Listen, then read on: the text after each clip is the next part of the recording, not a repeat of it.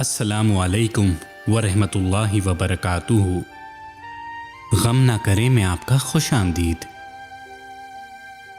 اللہ پر بھروسہ کرنا، اس پر اعتماد رکھنا، اس کے وعدوں پر یقین، اس کے ساتھ حسن ظن رکھنا اور اسی کے فیصلے کو مان لینا، یہ یقین کرنا کہ وہ آسانی پیدا کرے گا، یہ چیزیں ایمان کے بڑے ثمرات اور مومنین کی بہترین صفات میں سے ہیں۔ جب بندہ حسن عاقبت سے مطمئن ہو جاتا ہے اور اپنے ہر معاملے میں اپنے رب پر بھروسہ کرتا ہے تو اللہ کی مدد، حمایت اور تائید و نصرت کا مستحق ہو جاتا ہے۔ حضرت ابراہیم علیہ السلام کو آگ میں ڈالا گیا تو فرمایا، ہمیں اللہ کافی ہے جو بہترین سہارا ہے۔ چنانچہ اللہ نے ان کے لیے آگ کو گلزار بنا دیا۔ نبی کریم صلی اللہ علیہ وسلم اور صحابہ رضی اللہ عنہم کو کفار کے لشکروں نے گھیر لیا تو فرمایا، ہمیں اللہ کافی ہے، وہ بہترین سہارا ہے۔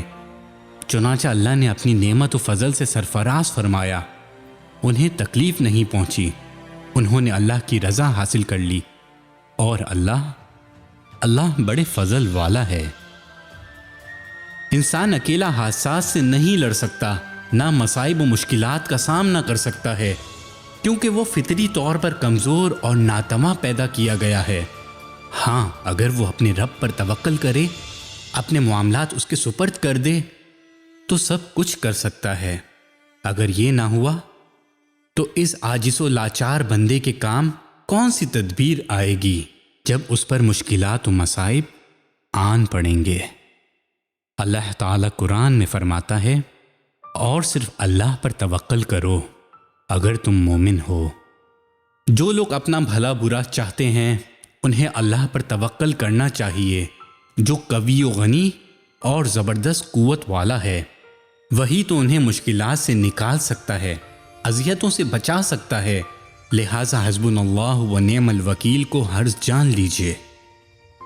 اگر آپ کا مال کم ہو جائے، قرض بڑھ جائے، آمدنی کم ہو جائے تو پکاریے، حسبنا اللہ و نعم الوکیل۔ جب آپ کو کسی دشمن کا خوف ہو، کسی ظالم سے ڈر لگے، کسی افتاد سے گھبرا جائیں تو پکاریے، حسبنا اللہ و نعم الوکیل، یا پھر کفا بربک ہادیا و نصیرا۔ تمہارا رب کافی ہے نصرت و کارسازی کے اعتبار سے۔